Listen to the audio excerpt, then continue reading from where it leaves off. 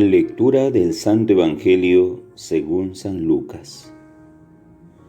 Gloria a ti, Señor. En aquel tiempo Jesús volvió a Galilea con la fuerza del Espíritu, y su fama se extendió por toda la región. Enseñaba en las sinagogas y todos lo alababan. Fue a Nazaret, donde se había criado. Entró en la sinagoga como era su costumbre los sábados, y se puso en pie para hacer la lectura.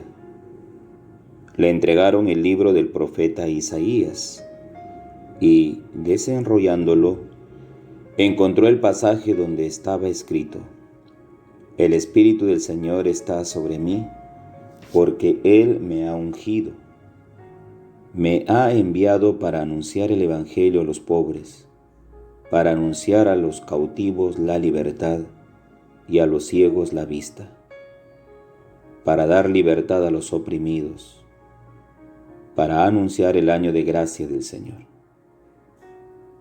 Y enrollando el libro, lo devolvió al que le ayudaba y se sentó. Todos en la sinagoga tenían los ojos fijos en él, y él se puso a decirles: Hoy se cumple esta escritura que acaban de oír. Y todos le expresaban su aprobación y se admiraban de las palabras de gracia que salían de sus labios. Palabra del Señor. Gloria a ti, Señor Jesús. Queridos hermanos, hermanas, muy buenos días en el Señor Jesús. Hoy día elevamos súplicas y oraciones. El día de ayer fue el cumpleaños y le damos gracias a Dios por el don de la vida del señor Epifanio Torres.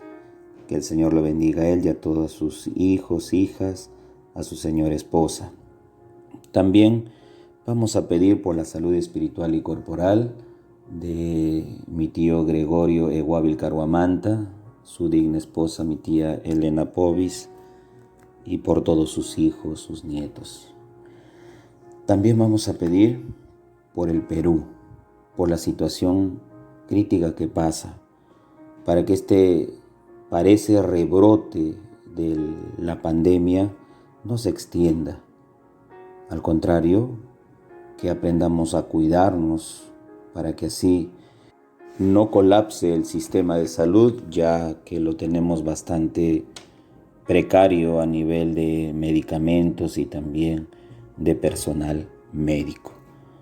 En el Evangelio del día de hoy, Jesús vuelve a Galilea. Vuelve después de estar en tierras paganas, y en tierras paganas hizo milagros. Él proclamó la conversión y se convirtieron. Vuelve a Galilea, dice, con la fuerza del Espíritu. Recordemos que los milagros, los signos que hace Jesús son a través del Espíritu, y el Espíritu viene en auxilio de nosotros cuando lo invocamos. Por eso es que Jesús, cuando está a solas orando con su Padre, el Espíritu está sobre él.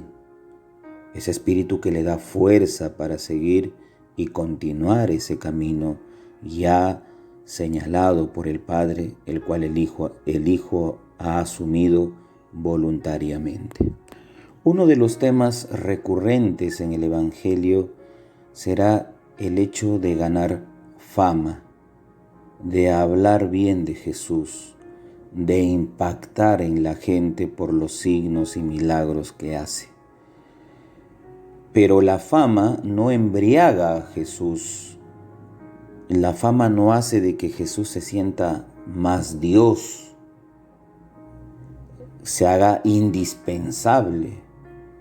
No, Jesús sabe moderar esos aires que a veces a nosotros, cuando se nos vienen, es donde tenemos una plataforma donde estamos parados sobre nuestro ego, sobre nuestra vanidad, sobre nuestros logros, pero no estamos parados sobre nuestros propios pies. El día que caigamos, sentimos que no somos nada. Aquí Jesús, ¿no? A pesar que tiene fama, Jesús siente con mucha humildad ese cariño de la gente y esa aceptación. A medida que vamos avanzando en el Evangelio, nos dice también que Jesús entró en la sinagoga como era su costumbre los sábados y se puso en pie para hacer la lectura. Y le entregan el rollo del profeta Isaías o el libro del profeta Isaías. Y en esa parte comienza a leer Jesús donde está escrito: el Espíritu del Señor está sobre mí. Vuelve a tener bastante fuerza el Espíritu que está sobre él. El Evangelio empieza también diciéndonos: Jesús volvió a Galilea con la fuerza del Espíritu. El Espíritu es la fuerza motivadora para la misión de Jesús, por ende también para la nuestra. Y aquí Jesús nos comparte su misión. Jesús pone en conocimiento a qué ha venido al mundo. En este tiempo todavía de la Epifanía, Jesús se muestra y pone, diríamos así, su plan pastoral. ¿Cuál es el plan pastoral de Jesús? Se centra en ideas muy concretas que están basadas sobre todo hacia el ser humano, hacia sus hijos. Y ese plan pastoral parte por anunciar el Evangelio a los pobres. Los pobres son quienes recepcionan con mayor interés el Evangelio.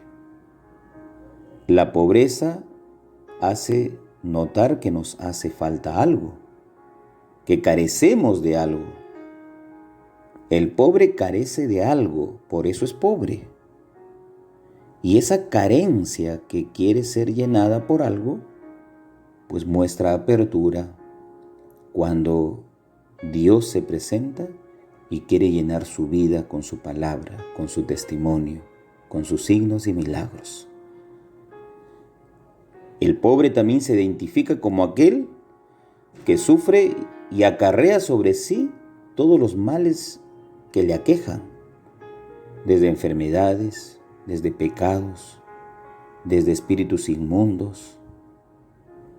Pero también pobre es aquel que es, como dice la bienaventuranza, dichosos los pobres de espíritu.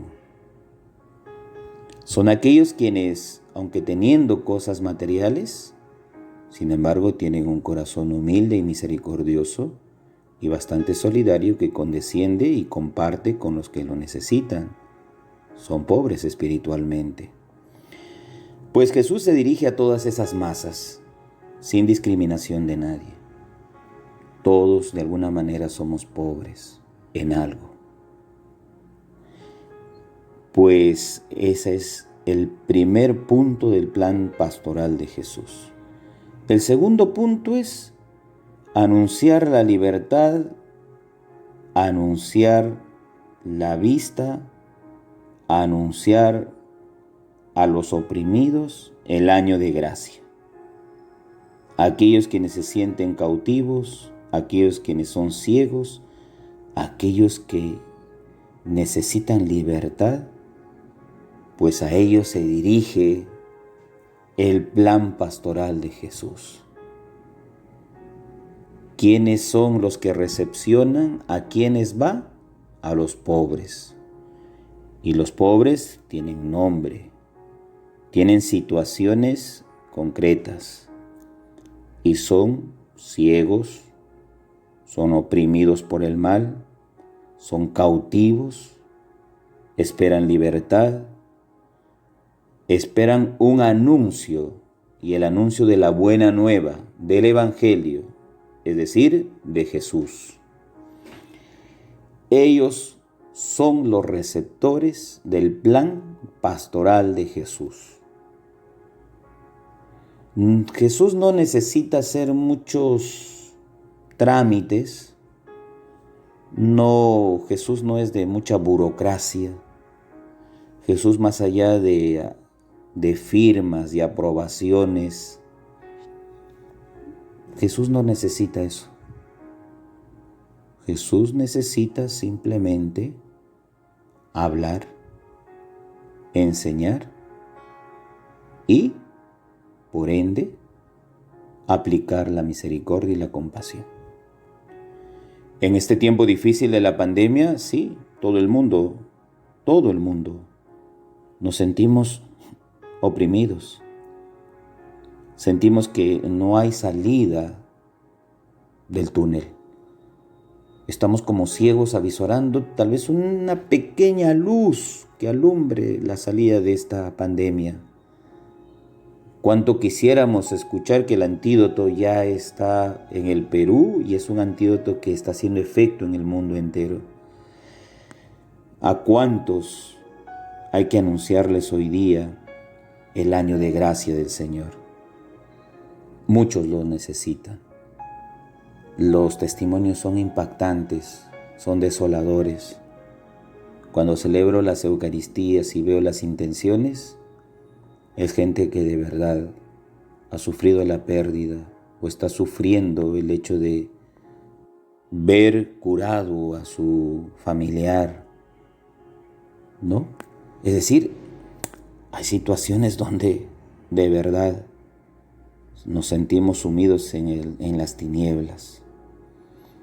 Pero el año de gracia del Señor es un año de bendición. Es un año que su presencia va a colmar las expectativas propias de todos los pobres, de todos aquellos quienes se refugian en Él. Entonces el plan pastoral de Jesús es un plan tan sencillo. Es un plan dirigido absolutamente a los pobres. Y los planteamientos que pone para ejecutarlos también son bastante sencillos. Simplemente hay que anunciar el año de gracia. Qué bonito, pero ¿cómo se anuncia el año de gracia? Estamos empezando un nuevo año, anúnciala con bastante alegría.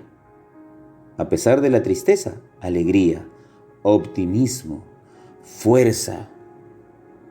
Que no te aplaste, que no me aplaste, que no nos aplaste la desesperación, el encierro, ¿no? El distanciamiento que enfría las relaciones interpersonales. Que no nos aplaste. El año de gracia hay que anunciarlo desde ya, a pesar que vivimos la pandemia, con la seguridad de que vamos a salir de ella y vamos a vencer. Porque Jesús nos dice, alcen la mirada, levanten la cabeza, se acerca su liberación. Pues muy bien, quien tiene la posición erguida de ver hacia adelante es aquel que no se deja arredrar, amedrentar por los problemas cotidianos. Yo sé que de palabra a veces es fácil, pero en el momento de la práctica es bastante difícil y complicado. Pero recuerden, Jesús anuncia un año de gracia del Señor. Y ese año de gracia está dirigido para todos, con líneas muy sencillitas para ponerlas en práctica. Un poquito más de paciencia, un poquito más de cuidado, un poquito más de obediencia. Los médicos nos están diciendo siempre y todos los días, cuídense, hagamos caso. Ahí Dios nos habla a través también de ellos, ¿no? Un poquito entonces de lo que hoy se necesita para llevar adelante nuestra familia, el trabajo que estamos recuperando. Porque imagínense, una economía una vez más paralizada sería catástrofe nacional para nosotros, porque el Perú no está preparado para una recesión económica de la que ya teníamos o tenemos aún todavía. Por eso es muy necesario ser responsables. Dios nos ayuda, pero también nosotros tenemos que poner de nuestra parte. Para muchos será escándalo escuchar lo que Jesús hoy dice al final del Evangelio. Hoy se acaba de cumplir esta escritura. ¿Quién le cree a Jesús en ese momento? Muchos no. Pero dice en el Evangelio de Lucas, le mostraban su aprobación. ¿Por qué? Porque sentían que sus palabras eran palabras de gracia, palabras de vida eterna. Es un detalle muy bonito y bastante profundo cuando Jesús se dirige con palabras de vida eterna y no con promesas vacías, sino al contrario, con la ayuda concreta que hoy día sus hijos necesitan. El Padre José reza todas las mañanas por ustedes. Llévense mi bendición en el nombre del Padre, del Hijo, Espíritu Santo. Amén. Tenemos las misas todos los domingos a las 8:50 de la mañana. Suscríbanse a nuestro canal de YouTube, Padre José Guávil. Que tengan un bonito y bendecido día en el Señor.